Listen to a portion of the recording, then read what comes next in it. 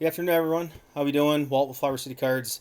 Today, we're just going to be talking about the market. We're going to be talking about how, based on everything I've seen, based on everything I've heard, the different takes, the price movement of different sets, the specialty sets. It just seems like the formula for how people are starting to navigate this hobby going forward is going to be changed forever. And I'll be diving into that a little bit today. But before I get into that, a couple updates.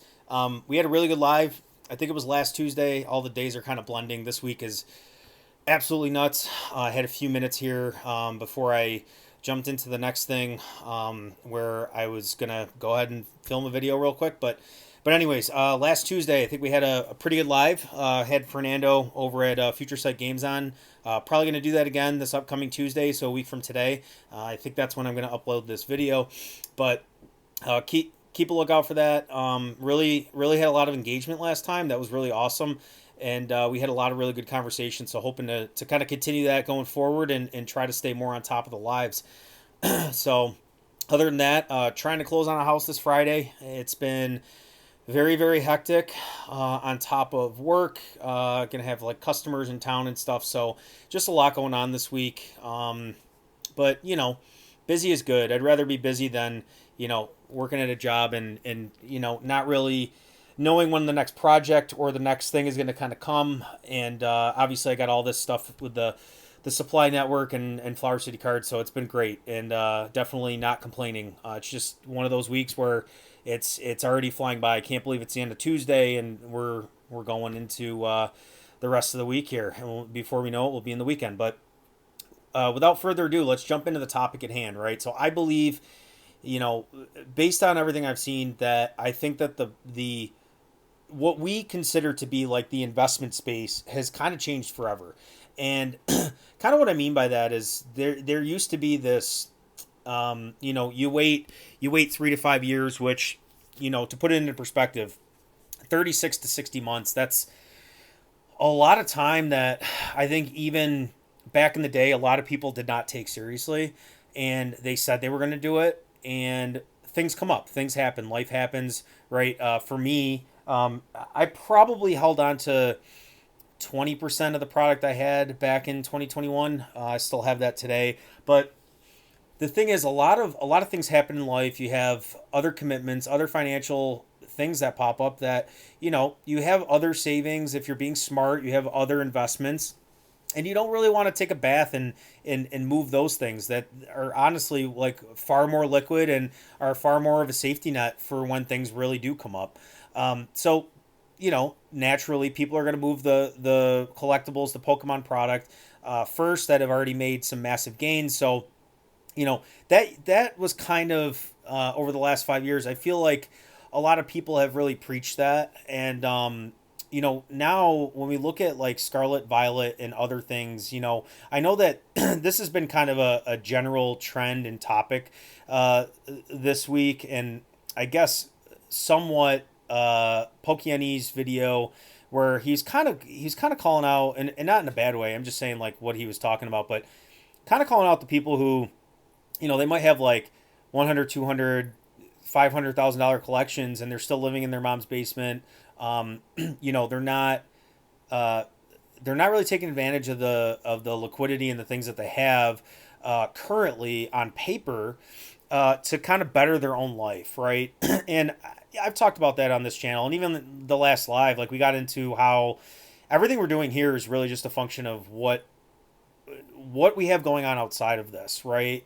And it's this hobby, what we're doing here, the time we're putting in, absolutely enjoy it, love the connections I've built, love being able to kind of experience the hobby, the IP, the media, the cardboard, right? It's all really cool. But at the end of the day, I probably wouldn't be here, at least to this capacity, if I wasn't financially benefiting from it in some way, right? Like I wouldn't be doing this. I'd be doing other things, right? I'd be coaching baseball, I'd be involved in other stuff like that I really enjoy. I'd be 3D printing. I would be doing a whole bunch of other things. And that's just me being transparent, honest. Like there's other things that I enjoy doing more than this.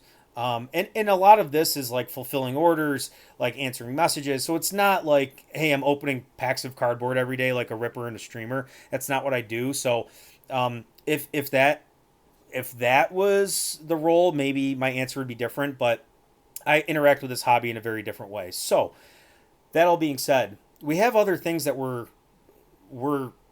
shooting for, right? Like there's other things in life that you know are more important than what we're doing here. Like this is not life or death. This is not, you know, some kind of like I don't know. I guess like super meaningful in a way. Like I know that that sounds really harsh because I definitely think this hobby brings a lot of joy. There's a lot of positive messages. There's a lot of things that like we learned growing up, like being watching the TV show or just being involved in this. I think there's a lot of like really good that comes from it. But at the end of the day, we're not policemen, we're not firefighters, we're not EMTs, we're not nurses, we're not doctors, we're not doing things that truly are like saving lives or anything like that. Like this is just entertainment, guys. Like if Pokemon went away tomorrow, it would go away tomorrow and the world would go on. And that's the reality. And I think a lot of people lose sight of that sometimes. And my attitude has kind of shifted over the last couple months. I would say just in 2026 in general, like a lot of things are coming up. Like I said, we're buying a house, closing on Friday, and we're gonna have a lot of expenses. And I already kind of started to gear up for that and shaved off some things like that were just like ancillary stuff that weren't S tier products. They weren't like the cream of the crop. And it's helped. It's helped a lot. And I think I think going forward, right? I think that for a lot of these products that even though they might be super super liquid and super super hot now, in 3 years they might get so expensive that the liquidity and the amount of people in the buyer pool truly does evaporate. And I mean, like, going from, if we have 100 people in the buyer pool at $100, if it goes to like 1,000, 2,000, $5,000 for a specific item, let's talk about like Pokemon Center ETBs. How many people do you think are really going to have the disposable income to go and just put that on a shelf somewhere and really just like enjoy it in that sense, in that way? I think that's why, like, not to get down on a tangent here, but I think that's why some of the older booster boxes, like vintage booster boxes, and I'm not somebody that has a position on those in any set, but they hold a lot more value than like the Pokemon Center ETBs today that I feel like are just like arbitrarily getting blown out of proportion. Like if you think about a Pokemon Center ETB, it has two extra packs. It has one extra stamped promo, and that's it. Like, and then it's exclusive. I mean, you have zero utility in the future. The only way you're going to move that in the future, let's say that, like, for example, 151, favorite set in the last 5 years outside of probably Evolving Skies, among a couple others. When that hits $2,000, $3,000, how are you going to sell that? Like, who is buying that product, right?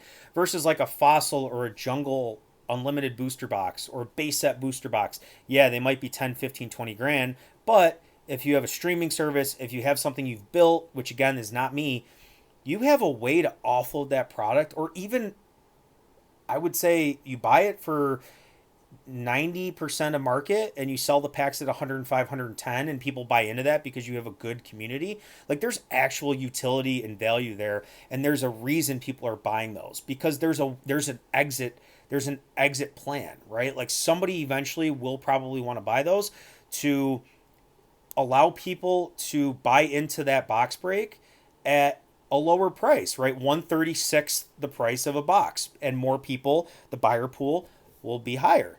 With a Pokemon Center ETB, you don't have that. You don't have that. Like, you're not going to break down a Pokemon Center ETB and sell 11 packs and do a raffle on the extra promo. You know how much extra value there is? Like, look at the 151 ETB regular versus the Pokemon Center 151 ETB. I'm pretty sure it's like almost 2x, like almost on the dot. You're not going to get that value. Like, so I just think that with the product configurations there are today and with everything kind of going on, unless it's booster boxes, it's really, really hard for me to kind of look at ETBs, the ancillary products, the Pokemon Center ETBs even, and say, yeah, that's a great 3 to 5 year long-term hold. Like there, I personally don't believe that. I just don't, because I think that eventually down the road we're gonna get to a point where if those boxes are 5 grand, 3 grand, whatever they are, I'd rather just go buy like a more vintage booster box at the same price. That's what I'd be doing. Like let's say at the same time, 3 to 5 years from now, like Destin Rivals is $2,000 a booster box. Like I'd rather have a Destin Rivals booster box than like a 151 Pokemon Center ETB. Uh, if they should they ever get to the same price, like I all day I'm taking that.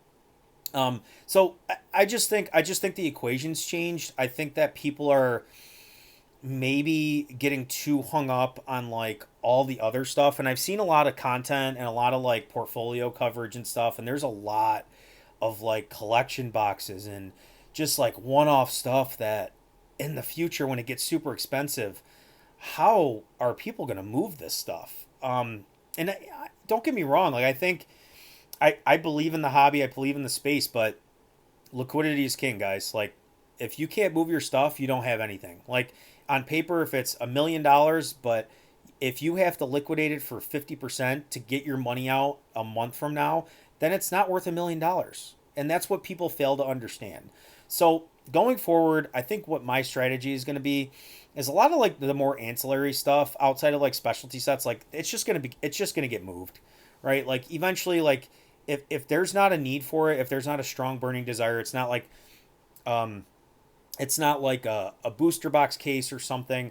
Um, Loose packs, right? Because if I'm buying loose packs, I'm not paying the premium of a Pokemon Center ETB or an ETB for that matter. Like I think ETBs have also kind of inflated a little bit, and you guys can feel free to like debate me in the chat. That's fine, and I'm sure we'll talk about it more in the next week's live with Fernando. But I it's just been something I've been thinking about, and obviously I'm not the only person who's talking about this. Like this has been kind of a topic lately, and I think this topic is going to be just I think more regularly talked about going forward as people naturally have been around longer and longer and have accumulated more and more positions, and they're looking at their portfolios and they're saying this feels wrong. It almost feels weird. It feels kind of like I should be moving some of this, right? So that's all I got for today, guys. Leave in the comment below. Do you agree, disagree with this take? It's fine if you don't.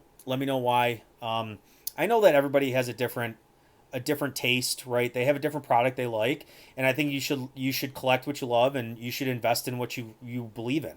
And for me, that's what I'm doing, and that was kind of my my breakdown here in this video. So that's all I got. Please feel free to leave a like, leave us a follow. It really really helps. But till then, I'll see you guys next time, probably Tuesday. Hopefully, I get a video in before then. But if not, I'll see you guys Tuesday. See ya.